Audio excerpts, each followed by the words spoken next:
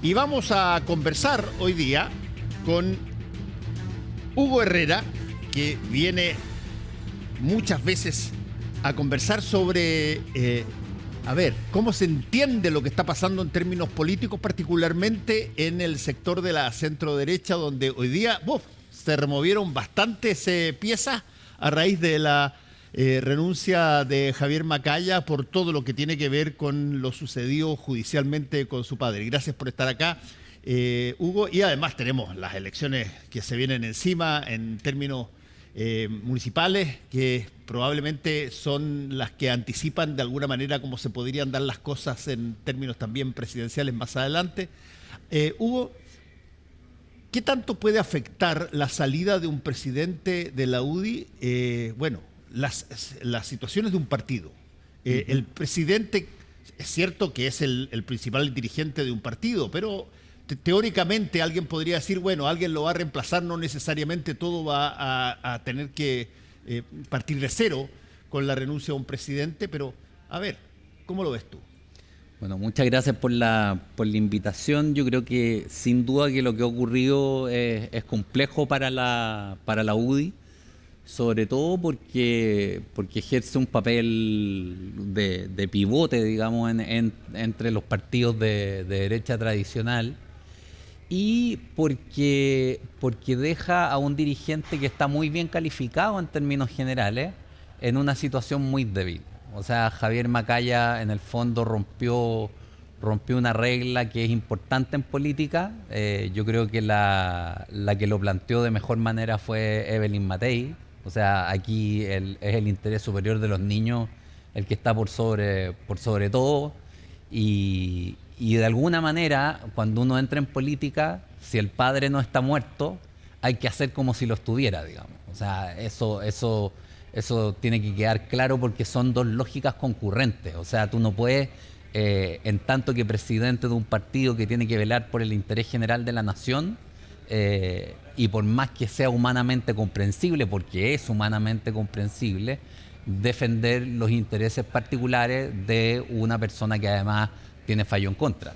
Entonces, yo creo que ahí hay un problema humano que bueno, en último término, haberlo resuelto rápidamente creo que habla bien de él también, pero efectivamente queda el problema. ¿Qué va a hacer la UDI ahora? Entran los coroneles, entra la tercera línea, por decirlo así, Pepa Hoffman y otros dirigentes de línea menor, por decirlo de alguna manera. ¿Cómo van a quedar, digamos? Sí, yo lo mencionaba en la mañana en CNN Radio, que se da una suerte de lógica paralela a lo que pasó con Joe Biden. Joe Biden no quería renunciar después del debate, y en un momento dado tuvo que considerar, me imagino, a ver qué tanto su postura de mantenerse afectaba finalmente lo que él representa, que es el partido demócrata y las posibilidades de la performance de ese partido en una elección presidencial. Y aquí se me da la situación, la idea de que más o menos Javier Macaya tiene que haber pensado de forma relativamente parecida. Es decir, ok, yo estoy defendiendo a mi padre porque todos nosotros defenderíamos a un padre, probablemente. Estoy hablando en términos genéricos, claro. Pero ¿qué tanto esto expone a lo que yo represento, que es el partido, a situaciones que eventualmente no le convengan? Y desde ese punto de vista tengo que renunciar a la presidencia del partido. Pero eso trastoca las cosas, ¿o no? Sí, o sea, la responsabilidad política es algo que es loable, es elogiable que él la haya asumido. Muchas veces se habla de responsabilidad política, pero no se la asume. Aquí él la asumió, renunció, digamos, asumió el costo. Pero claro, esto recuerda también, no sé, pues cuando Willy Brandt tuvo que renunciar en Alemania federal, generó un tremendo vacío de poder, y la pregunta ahora es ¿quién lo llena? Más aún cuando no está todo tan cerrado en el ambiente, y los partidos, y de la performance que tengan los partidos, depende lo que venga, no solamente en las elecciones municipales, en el despliegue territorial de los partidos, en la subsistencia territorial que van a tener, sino que especialmente en las campañas presidenciales que ya se avecinan, donde al menos en el caso de los dos conglomerados principales, está viéndose que van a ser liderazgos territoriales los que van a tomar la iniciativa. Por de pronto en la derecha la que aparece mejor aspectada es Evelyn Matei, alcaldesa, exalcaldesa. Vamos a ver qué pasa en Santiago. Yo ahí tengo mi corazón puesto, digamos. Sí, porque tú trabajaste mucho con en la campaña anterior de Desbordes. Y la posibilidad de una derecha más renovada, más moderna. Y por otra parte, en la izquierda hay que ver también que los liderazgos que van a surgir probablemente sean del terreno municipal. O sea, si Iracy Hasler ganara las elecciones, no creo que la tiene difícil, pero si la ganara, bueno, quedaría bien posicionada para una eventual candidatura presidencial. Ya Charp anunció que tiene intenciones, digamos, de, a partir de su liderazgo territorial, instalarse en un eventual debate presidencial. Entonces, creo que las elecciones municipales, o sea, que lo que está pasando, digamos, va a tener efecto de carambola, porque o dominó, como se dice, va a tener efectos en las municipales y las municipalidades, a su vez, en las presidenciales. Ahora, que se haya tomado la decisión con rapidez, con relativa rapidez, porque aquí el episodio fue el domingo y la decisión se tomó un día martes, digamos, en la mañana, al mediodía. Creo que habla bien de la capacidad de reacción que tuvo la UDI, porque sin grandes escándalos, sin grandes polémicas, simplemente se produjo con rapidez la renuncia, asumiendo la responsabilidad el presidente del partido. Sí, ahora, esto sin duda que genera un saltito en la línea que uno llevaba recta hacia las próximas elecciones, sobre todo las municipales, pero tú mencionaste la posibilidad de que esto afecte de alguna manera las candidaturas presidenciales eventuales que puedan venir. Evelyn Matei está muy bien posicionada de la UDI, va a tener candidaturas también competitivas dentro de la derecha, y uno a veces recuerda, ya que estamos hablando de sucesos que pasan, recuerda que la última vez que Evelyn Matei fue candidata, bueno, fue objeto de una de las maniobras más brutales para sacarla dentro de su mismo sector, incluso con la presencia del expresidente Sebastián Piñera, como en el famoso quiotazo. Ese tipo de situaciones, a la hora de que pasan escándalos o pasan situaciones así como la que vimos en el caso del padre de Javier Macaya, ¿qué tanto pueden generar un pensamiento o una suerte de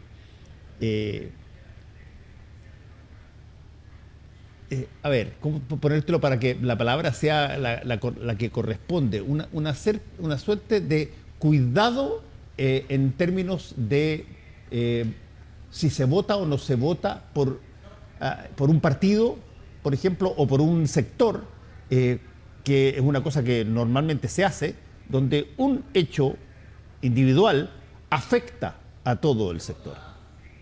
Sí, mira, yo en este caso en particular creo que no debiera tener mayores efectos. ¿Por qué? Porque la reacción, por decirlo así, de inteligencia colectiva fue atinada. Yo muchas veces critico a la derecha por los descriterios que se cometen, digamos, pero en este caso, salvo el exabrupto de Marcela Cubillos, que se fue un poco en la personal contra Macaya. Eso fue hoy día en... Claro, en CNN Radio en la mañana fue bien dura. Y no correspondía, digamos, no correspondía porque hay una cosa personal ahí que había que respetar también. Pero dejando ese episodio en particular de lado, que es en una candidatura a alcaldesa por Las Condes, que podría tener más relevancia, pero que yo creo que está bajo la candidatura de Matei. En el caso de Evelyn Matei me parece que la reacción fue impecable. O sea, aquí estamos ante un sistema jurídico, se cometió un error, bueno, hay que enmendarlo, punto. No se fue en la personal, digamos. Entonces, y lo mismo me parece que ocurrió a nivel de conglomerado. O sea, aparte de las declaraciones de Cubillo, no hubo odiosidad, sino que más bien comprensión, no obstante que ningún tipo de tolerancia a poner en juego la institucionalidad jurídica por intereses personales, digamos. O sea, desde ese punto de vista, Hugo, tú no ves, a raíz de lo sucedido y que siempre la gente, y particularmente cuando tiene que ver con política, empieza a hacer elucubraciones respecto de hechos, tú no ves de que pueda darse una merma de votos a la candidata de la UDI en función de ser parte del mismo conglomerado de Javier Macaya? No, en este caso no, por esa falta de personalismo que tuvo la reacción, tanto de parte de Evelyn Matei cuanto de parte de lo que dijo. Lo que sí me parece es que Marcela Cubillo está asomando por los palos, digamos. O sea, eso es un hecho de la causa. Ella va a hacer lo posible, lo humanamente posible, admisible e inadmisible en términos de corrección incluso, por estar punteando el debate.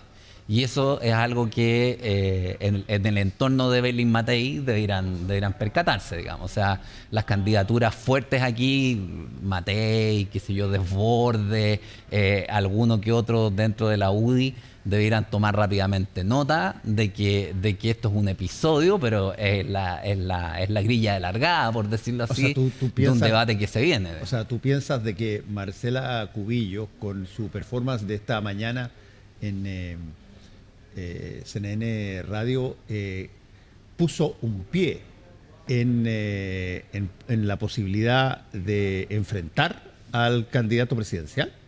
Yo creo que ella va a hacer lo posible por lograrlo. Así se presentó como candidata, dispuesta a romper el pacto, le dio lo mismo, digamos, y ella impuso su candidatura dispuesta a ir por fuera.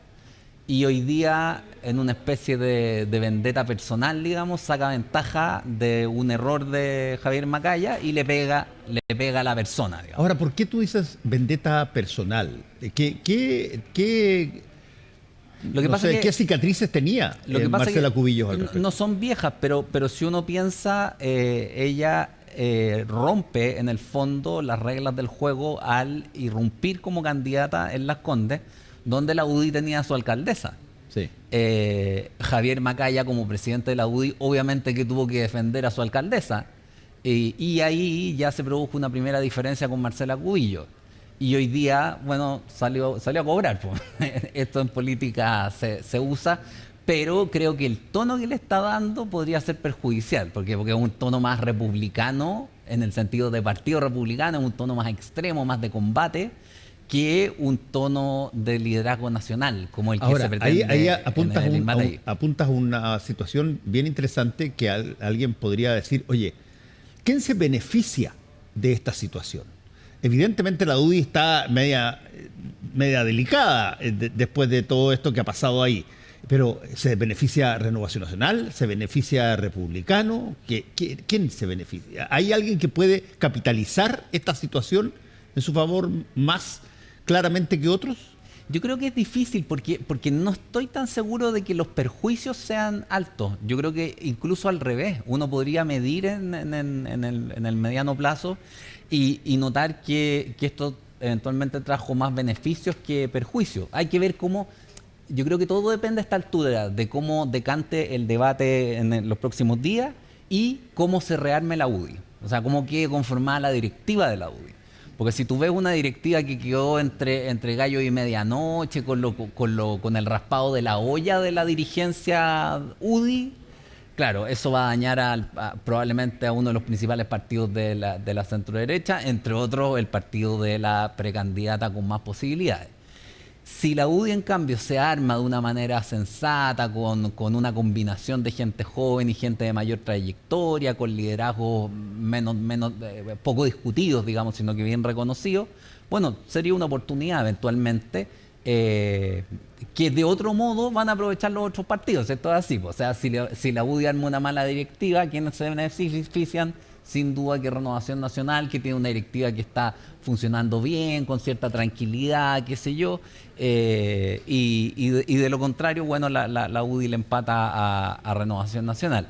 Pero creo que esto, más que en lo inmediato, creo que hay que mirarlo en el largo plazo, de cómo se va a ir configurando el tono de la discusión entre los partidos de la centro derecha, porque aquí, y no es por majadería, digamos, pero tú tienes dos posibilidades: o que el debate se encone a partir de diferencias personales, que es el estilo Cubillos, al parecer, hasta ahora, o que el debate se configure a partir de ideas, que son los proyectos que yo veo más claramente en Evelyn Matei, que tiene un grupo programático trabajando, en Desbordes, que tiene ideas novedosas de centro derecha más moderna, y en otros sectores de Renovación Nacional. O sea, ¿cuál va a ser el tono que va a dominar? ¿Un tono más personalista, de ataques personales, o un tono más ideológico, de visiones diversas de la centro derecha, que pueden ser distintas, legítimamente distintas, pero que no por eso se pegan debajo de los talones? Y si tuvieras que apostar tú, ¿cuál va a primar? Yo creo que según la historia, digamos, probablemente una combinación de las dos, que entre otras cosas es lo que está pasando también al frente. O sea, si uno mira, son juegos de espejos, digamos. O sea, sí, según cómo se comporta un conglomerado, en el otro hay como una regla de simpatía, digamos, sí, de reacción, refleja.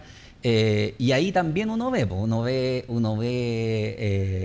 socialistas, PPDs, muy desafectados con la candidatura de Iracy Hasler, muy enfrentados con el Partido Comunista, pegando a la persona y a la idea, y por otro lado una disputa más ideológica que tiene enfrentado en este momento al Partido Comunista con el gobierno.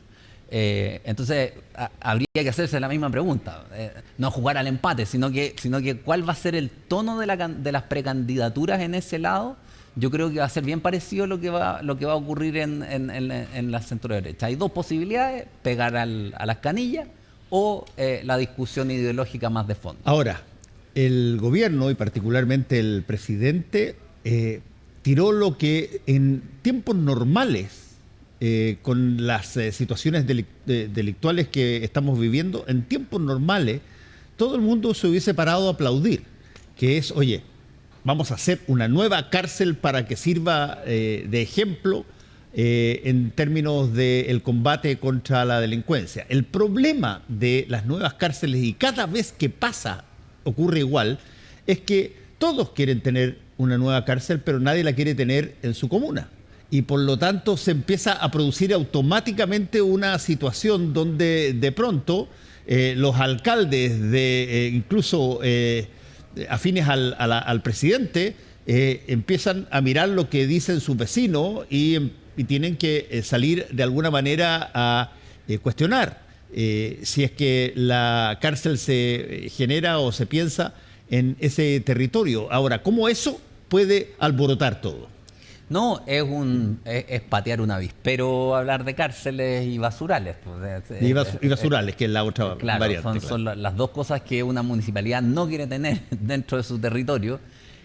Ahora, creo que en este caso en particular, el asunto es como un equívoco, digamos, como una comedia de equívocos, digamos. Hay un gobierno que está liderado por personas que fueron muy proclives, muy, podríamos decir, pro reo más que pro cárcel, por ponerlo en términos antiguos, digamos, y que hoy día está abogando por poner en la capital nacional una nueva cárcel de extrema seguridad, qué sé yo.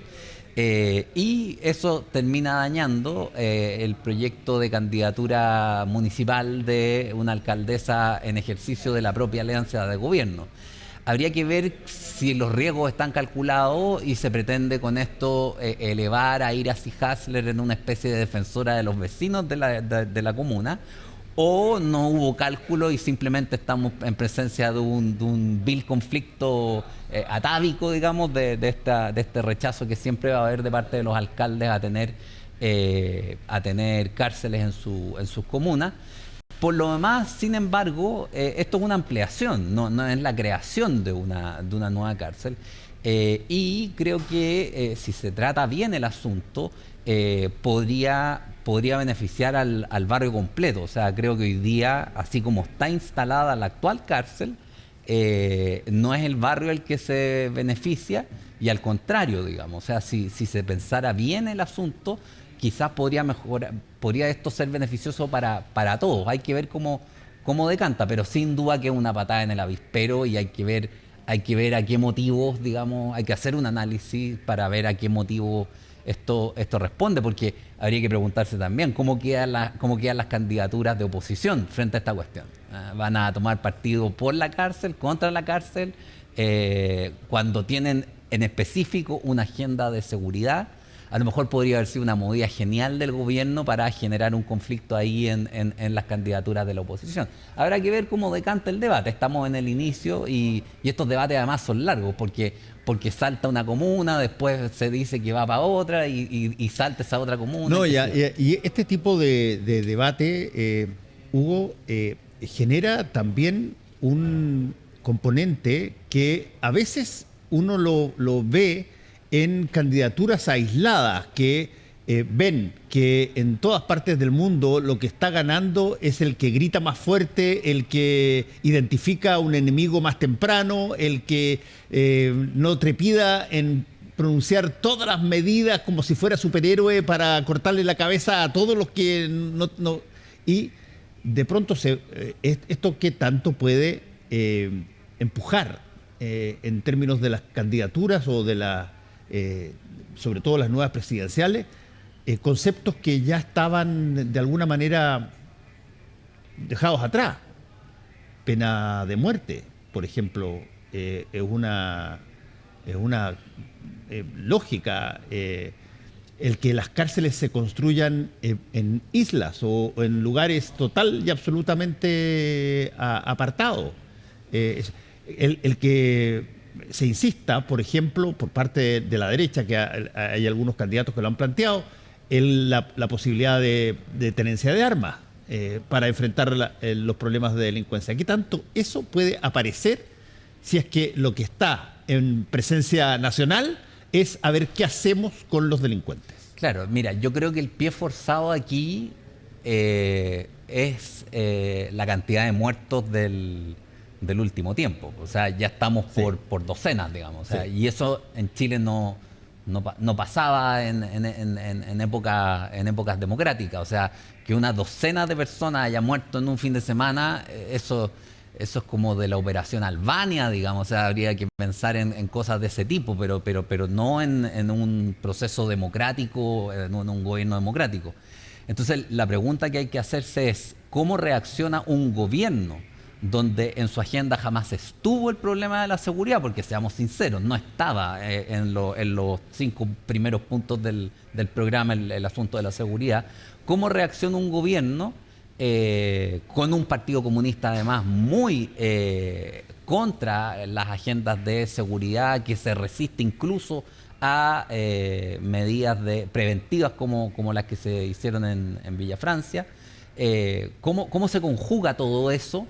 Y cómo eso genera una tensión interna en el conglomerado de gobierno. O sea, esto es más o menos lo mismo que le pasó al primer gobierno del presidente Piñera, que venían con todas las ganas a gobernar al Estado los que toda su vida habían atacado al Estado. Aquí vienen a hacerse cargo del sistema carcelario y de la seguridad. Es un poco de nuevo, comedia de absurdos, digamos. Vienen a hacerse cargo de la seguridad los que en ningún momento de su vida se hicieron cargo en serio del problema de la seguridad. La última generación de izquierda que se hizo cargo del problema de la seguridad, hay que remontarla a Belisario Velasco, a Isidoro Solís, digamos, a los inicios de la Concertación, pero después de eso no hubo nada, y el Frente Amplio no tiene una unidad pensando, una unidad de inteligencia, digamos, pensando el problema de la seguridad en serio, más allá de ciertas declaraciones o exabruptos de algún alcalde que se moleste porque le van a construir en el patio trasero una cárcel, digamos. Pero eso no es política, eso es simple reclamo. Ahora, vehemente. Ya, pero cuando está el problema encima tuyo ya, inevitablemente llegó.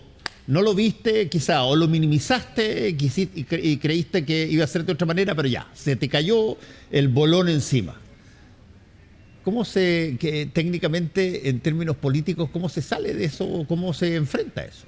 Claro, yo creo que es difícil salir, po. Es difícil salir porque ¿qué respuesta tiene la alcaldesa Hasler en este caso?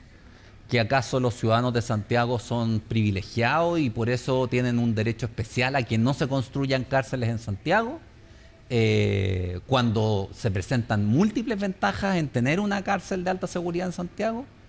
¿O que acaso el problema de la seguridad y de los delitos de alta connotación social no existe y no es necesario tener cárceles especiales o de alta seguridad? ¿Con qué va a salir, digamos? ¿Qué va a poder decir? Que no sea una pachotada, que no sea un lugar común. Y ahí es donde a mí me parece que no hay un pensamiento, una lógica detrás de los planteamientos, un planteamiento de fondo, digamos, una lógica de seguridad pública. Porque esto es un tema, es como estudiar economía, digamos, uno tiene que saber ciertas reglas, hay ciertos dispositivos que funcionan, otros que no funcionan. ¿Estamos hablando de eso cuando escuchamos a la alcaldesa Hasler o estamos simplemente escuchando a alguien que se encontró con un problema como un vecino que de repente se encontró con un problema y dice no, yo no quiero, y está operando con amateurismo en una cuestión que es de la más alta seriedad para el país, sobre todo en el momento en que estamos pasando? Yo creo que esa es la pregunta que hay que hacerse, y en lo inmediato la prensa debería interpelar a la alcaldesa para ver si está en lo uno o en lo otro, digamos. Sí, y la última pregunta, Hugo. Esto, sin duda, hace que esté no solamente muy crispado, pero que esté muy revuelto la situación política. Cuando en medio de situaciones que no están total y absolutamente zanjadas, o no hay acuerdos, o no hay una línea que parezca la más clara, y ¡paf!, caen elecciones arriba. ¿Cómo eso afecta las posibilidades lógicas de un votante? Particularmente ahora si está obligado a votar aparentemente con multa. Mira, es un poco como la canción de la batea. Cuando el gobierno no conduce, las elecciones son movimientos de batea donde tú no sabes para dónde va a saltar el agua, digamos. Si el gobierno en épocas de no elecciones no conduce, es grave, porque la agenda te la puede imponer cualquier noticia de la semana, y el gobierno queda sin gobernar, que es su tarea, digamos, o sea, queda con impotencia. Pero cuando además todo eso le sumas elecciones, donde salen los vociferantes de lado y lado, el gobierno no solo no queda sin agenda, sino que además queda a merced, pierde protagonismo, digamos, queda a merced de los protagonistas del instante. Y eso creo que es dañino para el proceso político, porque el proceso político no puede ser un mercado o feria donde cada uno grita lo que quiere, sino que se trata sobre todo de que mucho más importante que lo que se diga es cómo se lo justifique, porque de lo contrario tú tienes una feria y no tienes un debate político. Entonces ese es el riesgo de estas elecciones, que se van encima de un gobierno sin iniciativa política, sin agenda política, sin quilla, por decirlo así, que se puede transformar el debate público en una simple conjunción de agoreros más que en un debate razonado donde, por ejemplo, tú discutas sobre cuáles son las reales necesidades de cárceles para el país y cómo y dónde deben ser instaladas a partir de una visión ingenieril, visión de seguridad, visión de los contingentes disponibles, etcétera, digamos. Bueno, te quiero agradecer, por cierto, Hugo, que hayas estado una vez más aquí conversando con nosotros. Tenemos una nota a raíz de todas estas situaciones que se han juntado en un espacio muy pequeño de tiempo, con esta situación enfrente, que es no solamente lo que ya teníamos, que era la situación delincuencial tremendamente rápida de penetrar en las conversaciones de todos los chilenos. Tenemos la situación electoral que se viene encima, tenemos la situación que tiene que ver con las medidas que se anuncian y que causan inmediato problema, tenemos la situación que empieza a ocurrir con cambios, en este caso, en el caso de la UDI, la salida del presidente de la UDI por la situación de su padre. Todo eso lo vemos en la siguiente nota. Gracias.